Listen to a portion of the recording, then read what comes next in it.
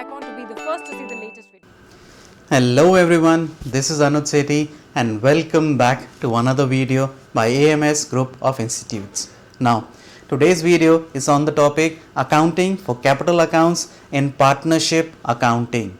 So, in this method, we will study two different ways in which you can account for the partners' capital accounts. So, for all those people who are new to the channel, please hit the subscribe button and press the bell icon so that you will get a notification whenever we upload a new video. So let's get started with today's topic. So the first method is fixed method and the second one is fluctuating method. So we'll start with the first one, that is fixed. In fixed capital method, there are two accounts maintained, that is the partner's capital account and the partner's current account. So this method can also be said like it's an example for a dual SIM phone. Nowadays a lot of relationships are also dual SIM, so we'll not talk about that. So let's get back to the method. In this method, two accounts are maintained. First, the partner's capital account and second, the partner's current account. In the capital account, what all are there? There are the only permanent things. Let's say there are permanent additions or there are permanent withdrawals. Only those items will be posted in the capital accounts. In the current accounts, however, all the other transactions which are not permanent in nature, which will not change the balance of the capital accounts permanently, we will put those in the current accounts. So, let's go for the fixed method. As we have already said, we will make two accounts, capital and current. In the capital account, all the permanent entries like permanent additions and permanent withdrawal, and in the current account, all the other transactions like salaries, interest on capital, interest on drawings, profits and losses of the partnership firm. These two will come in the current account. So, let's take a specimen of the capital accounts and the current accounts. Firstly, we'll see the capital accounts. As you can see on the credit side, we have the opening balances.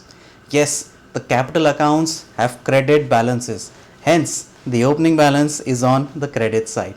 If you want to know why the opening balance is on the credit side, please go to the channel and check out our other videos.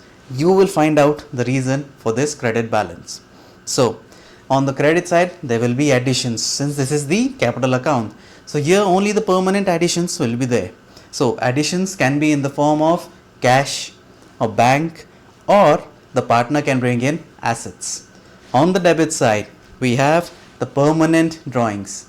Now, drawings can also be in the form of cash or from the bank, or the partner can take the goods and services of the partnership firm, and in the end we will have the closing balance. Now yes, we have said that the partner's capital account will always have a credit closing balance, but here the closing balance is appearing on the debit side. Now why so? Now this is actually a credit balance. It is only appearing on the debit side, but in actuality it is a credit balance. We write it on the debit side just to balance these accounts. So next move on to the next, that is partner's current account.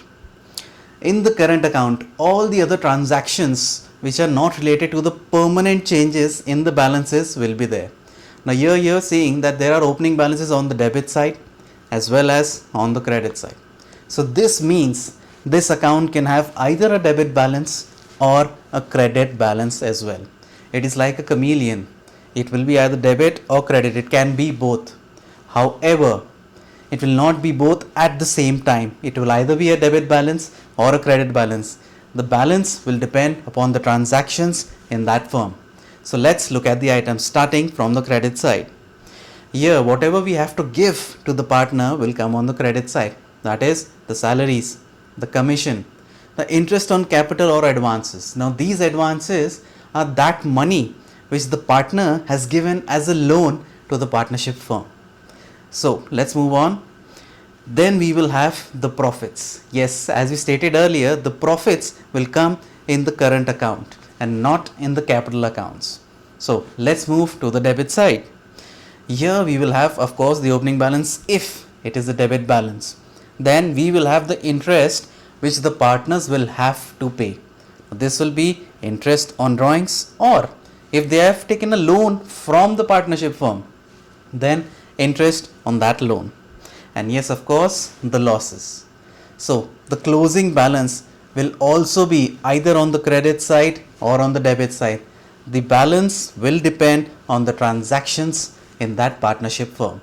So this is the fixed method in which there are two accounts maintained, one the capital account and the other the current account. So let's move on to the second method, that is fluctuating capital account method. Now this method you guys have been doing since past ages. You have started this method in the 11th standard itself, but you don't know it that it was called the fluctuating method. In this method only one account is maintained, and that account is called the partner's capital account. All the transactions will come in that single account. It will be permanent or the other temporary transactions. Both these transactions will come in the capital account. So let's look at a specimen of this account. So now since there is only one account, we will always have a credit balance in this account. So the opening balance will always appear on the credit side or the right hand side. Then we will move on to the additions, as we seen earlier as well in the capital account. In this capital account as well, all the permanent additions. Now additions can be in the form of cash or bank, or the partner can also send us assets. So these will be included on the credit side of this account. Plus the interest, now the temporary ones which are not permanent, that is the interest on capital and the interest on advances, those advances which the partner has given to the partnership firm, plus the salaries, commissions and profits. So in short, whatever the partner is receiving will appear on the credit side of this account. Now let's move to the debit side. Here we will have the drawings. We will not have the opening balances. This is not a current account. This is the capital account. So it will always have a credit balance. So on the debit side there will be drawings, and again the drawings can be in cash, in bank or in kind, that is by taking the goods and services of the partnership firm. Then we have the interest. Now interest will be the interest on drawings or the interest on loans. Which loans? The loans which that partner has taken from the partnership firm. He will have to pay interest on that phone. So next we come to the losses, and in the end the closing balance. Now this is the capital account. We are writing the closing balance on the debit side, but in actuality it is a credit balance. We are only writing it on the debit side to match the total of both the accounts, that is the debit side with the credit side.